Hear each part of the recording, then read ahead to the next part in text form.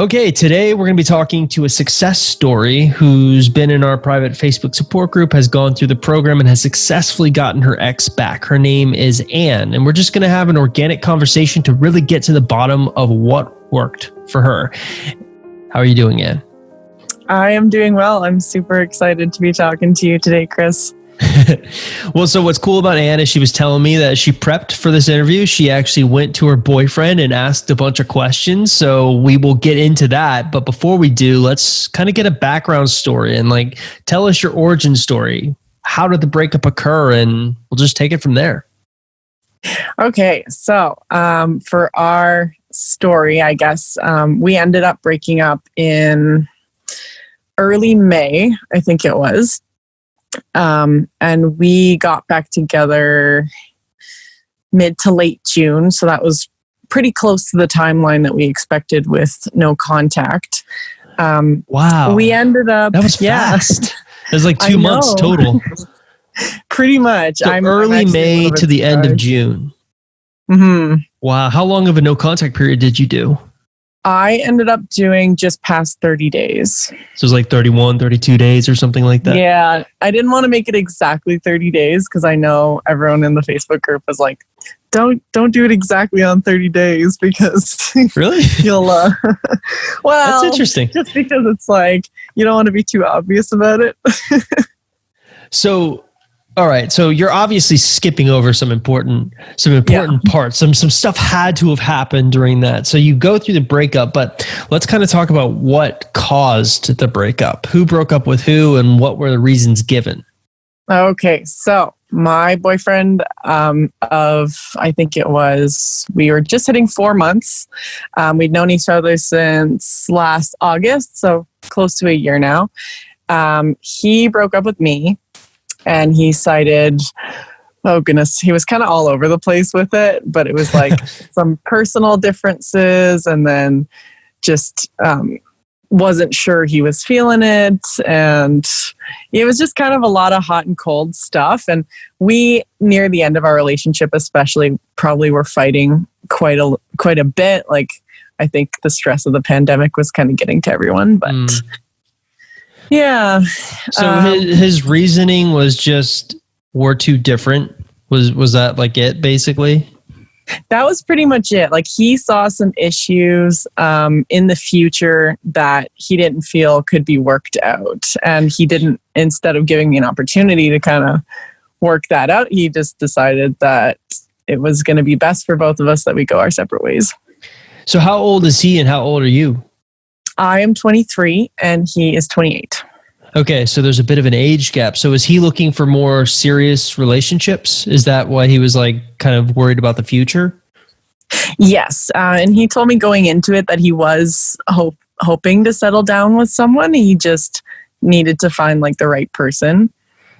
Okay, so he says basically we're too different. I don't think we should be together. But was there other elements did he was he having problems at his job because of the pandemic, or were there other extracurricular elements that kind of created this stress you're talking about with him?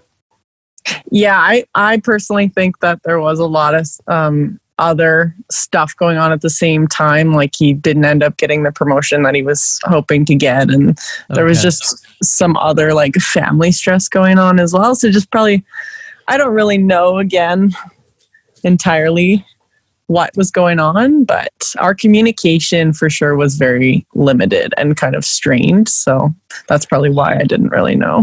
Okay, so he breaks up with you, and what is your first reaction? How do you respond to that? I had a little bit of a freak out. I knew... Define a little bit for me. Is a little bit or just really big freak out? Well, he was going to do it over text, and I told him, I was I am not prepared to discuss this over text, so we'll see each other today. You made him break up with you in person. I did. You are the second person that I've heard say that in a success story. That's really? Okay. Really? Okay, so you made him break up with you in person, so you basically got to see his face as he told you that there's differences between the two of you and you can't work it out. Mm-hmm. Yeah, which was really hard. Did you beg? You know what? I didn't.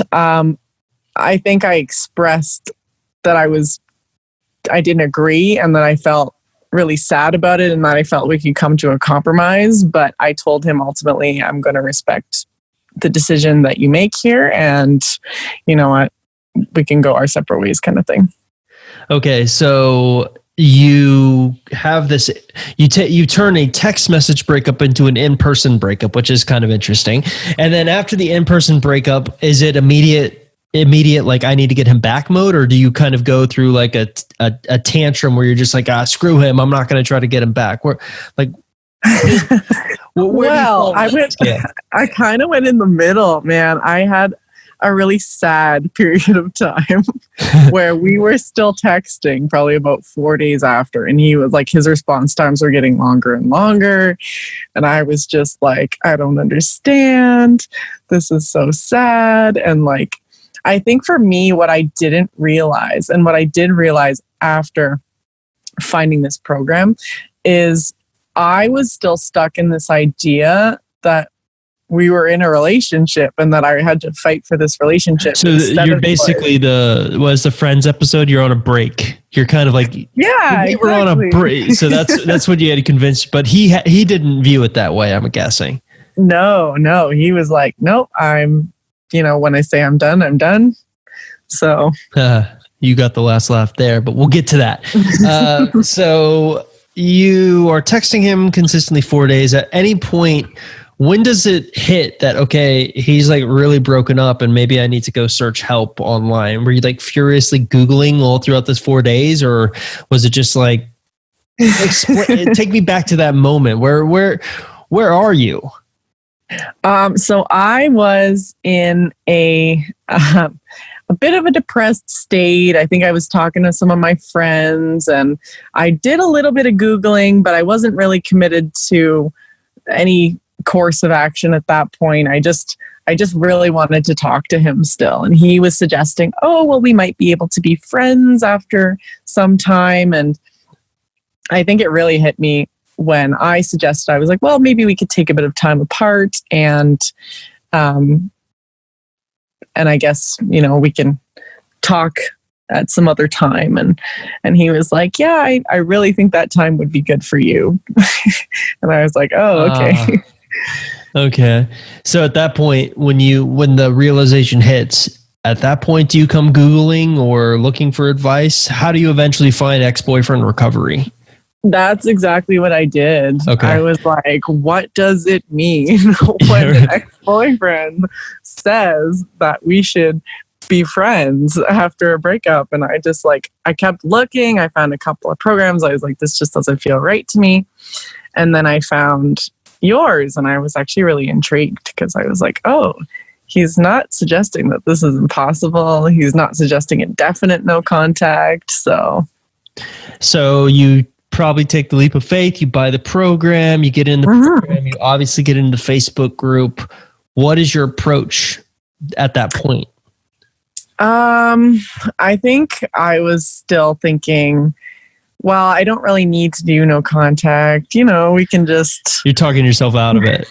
I was really talking myself out of it. And then the other thing that I think was challenging for me was this whole idea that it's about you as well. Like, you have to go through this authentic change. Mm-hmm. And I was like, I don't think there's anything wrong with how I'm doing things, Like, I still kind of didn't think that I contributed to anything. So you think that was it a function of you like looking at like you're trying to pick apart the mistakes you made in like the relationship? Is that what you're basically saying? Yeah, I went through the list of, detractors that we have here in the guide, and I was like, well, I don't know. What was it that actually caused the breakup? And I couldn't come to a conclusion on that for a long time. I just was very confused about the whole reasoning. So eventually you decide you're going to do the no contact rule. And this is what I'm really eager to hear about. Yeah. What do you do to stay sane during that no contact rule? Do you break it? Do you see it through to the end? What are you doing with your time? I threw myself into self-improvement. I think that's just the kind of person that I tend to be anyway. So I worked on my Trinity. I worked on also on goals that might align my worldview, my way of doing things a little bit more with his, because I hadn't really been thinking about that. And I really sat down with myself and I was like, okay, what are we going to do if this works and if this doesn't work? Well, presumably the same thing. So I should just do it. Right. So do you feel like during the no contact rule, do you feel like you got to a point emotionally where you had a lot more emotional control over wanting him back or not wanting him back? Because I've been noticing this interesting trend, and maybe you can tell me if you experienced it, is a lot of the people who seem to be successful in winning their exes back get to this point during their self-improvement type process where they get to this point where they just don't care about getting their exes back anymore. It's almost like it's intriguing, but there's other things in life that I'm just as interested in doing. Did you ever get to a point like that? Oh, absolutely. And I think it wasn't until later in no contact, though. I think the first couple of weeks, really rocky, really emotional. You're still bargaining with yourself. But I think probably after 3 or 4 weeks, I was like, okay, you know what? Whatever comes, and I'm just going to handle this as maturely as I can. So what are some of the activities you kind of throw yourself into to obtain this mindset? Because I find it's the most difficult mindset for anyone to achieve. It totally is. I think I really started looking at the situation for what it was. I started evaluating, what am I looking for? Not just in a partner, because I found that hard for a bit. Doing some goal setting, I was like, oh, what do I want in a romantic partner? Well, I want my ex. But I put that off for a little bit. I started focusing more holistically on everything else in life, improving my relationships. And I thought to myself, well, at the end of the day, he's going to have to, he was the one that broke up with me. He ended up breaking that relationship off. And if he wants me back, then he's the one that's going to have to work on it, right? Like, I'm not going to be the one that's just throwing myself out there, because that just, I don't feel like it was going to be congruent with the value that I'd found for myself in my time. Okay, so you get through no contact, maybe towards the later stages, you feel you obtain that mindset where you're just like, you know what? If he comes back, he comes back. If he doesn't, whatever. Mm-hmm. Obviously, no contact ends. And that's where we start advising our clients to begin communication. Mm-hmm. What was that like for you? Well, I think my story was a little bit different. I do work with my ex-boyfriend. Okay, so you had more of a limited no contact type thing, or because of the pandemic, were you forced? Was it one of those things where you could do a true no contact rule, or you had to communicate with your ex for work? There were, I believe, there was one time I think I had to reach out for something work related. Okay. So it was pretty much no contact. I immediately started posting tons of stuff on my social media, even just like work stuff. And what was interesting to me was he was liking a lot of my work stuff on my social media. Okay. And he reached out after probably close to 3 weeks saying, hey, like, how did that presentation go? And so I was like, you were still in no contact at that point? I was, yeah. Okay, so you didn't respond to that, I'm hoping. I said, it went great, thanks. Oh, okay. All right, so you just use that as the excuse to do the limited no contact type thing. Pretty much, and okay. It was at work, it was work related, but I was like, what would I say to a casual coworker in this scenario? So I just said, it went great, thanks. And then I think I had to reach out again. I think it was after 30 days, I want to say, with an offer from the committee that I was on So you reached out to him with a work type text message. Yes. How did he respond? He responded saying, yes, absolutely. Let me know if I can be involved. And then it was about 10 minutes later, he followed it up with something to the effect of, just a personal comment. And I ignored that. And I responded, great, we'll be in touch. I'll send you a quick email and then Christine will take it from here or whatever. And then he was like, okay. And then about 10 minutes later, he messages me again. How have you been? Okay. So I ignore that. It seems to be a pretty common thing for exes after the no contact rule. How have you been? How are you? You ignore it. What do? Just ignore it and wait a day? Yeah, I ignored it. I was still in no contact during this time, I think, because I had initially, I wasn't sure if I was going to do 30 days or 45 days. And I was kind of back and forth between the two periods. So I was going to leave it. And then he messaged me again saying, oh, this is awkward. Hope you're doing great. I'll take your silence as good, bad, or I don't know. And so I ignored that. And I didn't hear from him for a while. So most people would kind of freak out, I think. But I didn't freak out. I was like, no, this is good. I'll just keep them in the dark.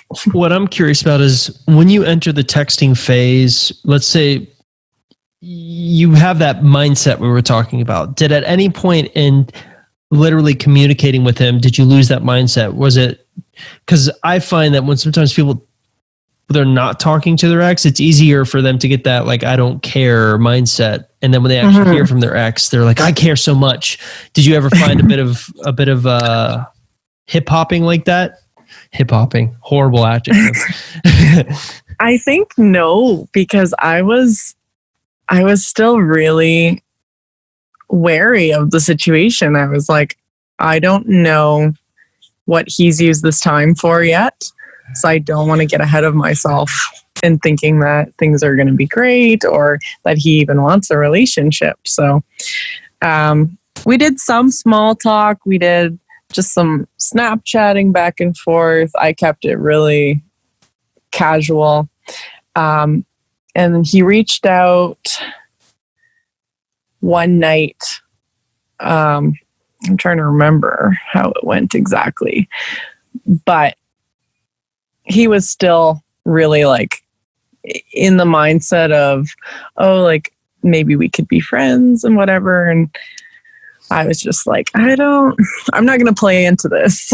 That's not how this is going to go. Did you when he says hey, let's be friends, did you ignore it? Or did you basically come out and say I'm not interested in that? I took as much of a middle of the road approach as I could. I said, you know what? I have definitely made a lot of changes in my life at this point. I'm, doing a lot for myself. But I wouldn't necessarily be interested in friendship. I wish you the best kind of thing. Okay. So it's a more drawn out version of I'm not interested. Yeah, essentially. I was like, I'm not going to beat around here per se. So I didn't. And he, interestingly enough, he stopped responding to my messages, and I knew he read them because I saw that he read them. Okay.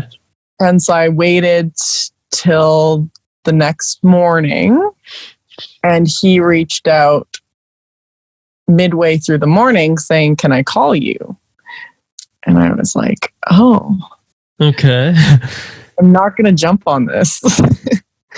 So I said, all right, I'd like to discuss further if you've got any thoughts, but I'm busy this weekend. So, maybe you can call me on Sunday night. I can make some time.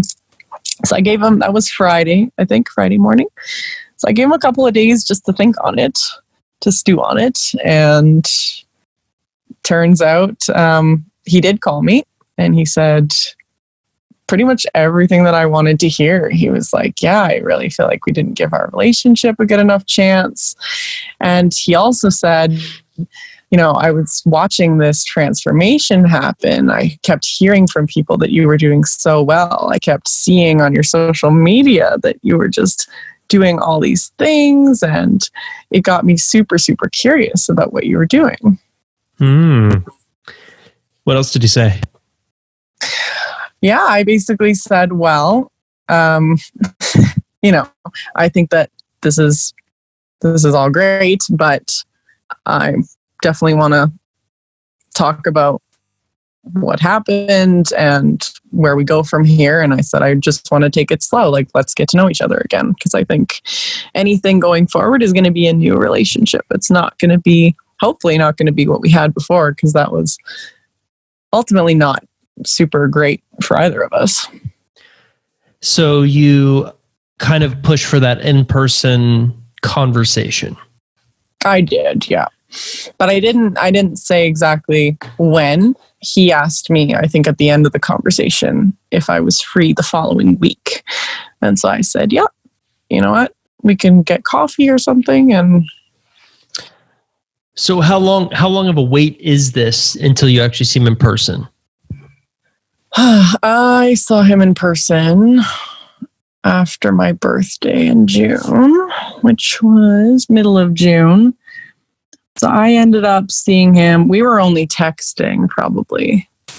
So you have this phone call where you set up this date essentially. Mm-hmm. Do you notice the texting becoming a lot more frequent after that phone call? Yes. And you know what? It was unfortunately me, because I was getting a little bit excited. And so I tried texting him, which we hadn't texted since the last time that we had, been texting, and that didn't go very well. I got a very kind of neutral response there. So I was like, okay, time to be indirect again. So I went back to, I think it was Snapchat. And I tried to keep it light, but I definitely increased the frequency of my messages to him during that time. Was he like mirroring the behavior at that point? Is he like matching your text intensity or frequency? It was definitely less than what I was putting out. Okay. It wasn't like unfriendly, but I think he definitely still had a lot more reservations than I did. Well, that's interesting. Okay, so how did this in-person conversation go? We didn't actually have a serious conversation until later on. I decided to put it off. So I dressed up really nice and we went to this really cute cafe and basically just started to make some small talk, and I tried to keep it as light as possible. You know what? Like lots of laughter. And we just had a really nice time. He ended up texting me after saying, I had such a nice time. I'd love to see you again. And then he started talking about how much that he had missed me during the time that we were apart. And I kept it as limited on my end as I could, because I was like, yeah, well, I miss you I want to get back together though. So yeah, so he says, I miss you. How exactly are you responding to that? I basically said, yeah, like, it was a good time apart, but, I miss you too. And I had such a great time. I'm more focused on the situation at hand, which was I had a great time, Okay. You just reframed it, basically saying, oh, that's so sweet. I miss you too, but I'm more focused on this right now. Exactly. Yeah. Okay. So what does it take? So you basically have this like meetup. I try to frame it as like meetup, medium date, romantic date. Do you go from this meetup to a romantic date and have this conversation? Or is it like another couple of dates before you actually have this talk? We'll call it. Yeah. I'm trying to remember here. I don't think we went on another date after that. I think we had another sort of hangout. And then I kind of initiated a conversation about, hey, like, what are we doing? How are you? And he actually asked me to get back together. So Over text? no, he asked me in person actually, because I think it was after Just my basically birthday. the next hangout. Exactly. I was out with some of my friends, and then we ended up seeing each other sort of in a friend scenario after my birthday. So it was like a group type thing. Mhm. He just can't hold it anymore and basically says, "Can you take me back?" Yeah, exactly. He was like, I've really had time to think about it. And, I really have enjoyed being reconnected with you the last little bit. I think we should give our relationship a second go. Okay. So now I'm going to ask you a couple of really interesting questions. Okay. Sure. You said that you talked to him to get like some dirt to figure out exactly like what was going on. I'm actually eager to hear what he had to say. And then I'd like to contrast it to what your experience and if there's any difference. So what did you learn in prepping for the interview from him? Well, I just asked him, I said, you know what? I'm optimistic about the future, but I'm concerned because I feel like what is it that's really keeping us together this time that wasn't a deal breaker last time? And he kind of opened up to me and he just said, I know you're concerned about the future. But he said, for me, I was seeing that there were some communication issues. There were some roadblocks that we would maybe touch on and then we wouldn't actually talk about them. We kind of just tried to move around them and plan for the future. And he's like, but I couldn't, there were some sticking points in the ways that we were interacting and just the things that we were doing that I didn't feel like were going to set us up for the future that we wanted. So he said, I felt like it was better to cut it off early than to get a couple of years down the road to what he felt was the end of the line and break up then. Okay. So basically his always has to do with future based stuff. Mm-hmm. Like he's really looking for a wife that he could potentially marry, it looks like. That's to my understanding. Yeah. Okay. So now I'm kind of curious to get your take on what you feel worked. Like when you just look back on the entire experience, what worked for you in your opinion?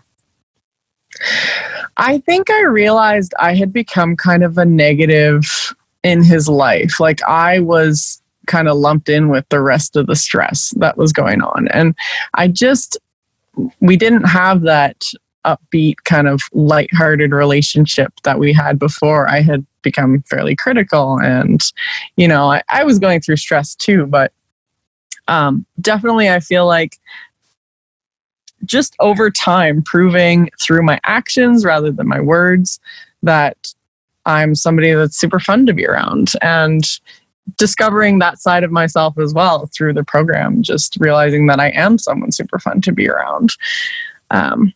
I felt like, again, just making a couple of life changes, just the way that I approached things, the way that I viewed things. He really saw us as people that were more aligned than we had been before. So do you feel like that time that you kind of quote unquote worked on yourself during the no contact rule was like the most essential aspect to your success? Oh, absolutely. And that's what I tell people now. Like I've recommended a few people to the program and I've said, if this is not going to work unless you really apply yourself to the self portion of this as well, because there was some reason that he broke up with you or you broke up with him, and you're going to go back to the same relationship if you're the same person, unless it's like purely environmental factors. But that's 100% my advice is you have to fully apply yourself to the self-improvement portion. No, the one thing I've always honed in on in these success stories is the one trend, and so far it is 15 for 15. Literally, the last 15 success stories that I've interviewed in the past month have all said that this concept exists, and it's this concept of getting to this point where you're just like, you don't care if you get your ex back or not. What did you know?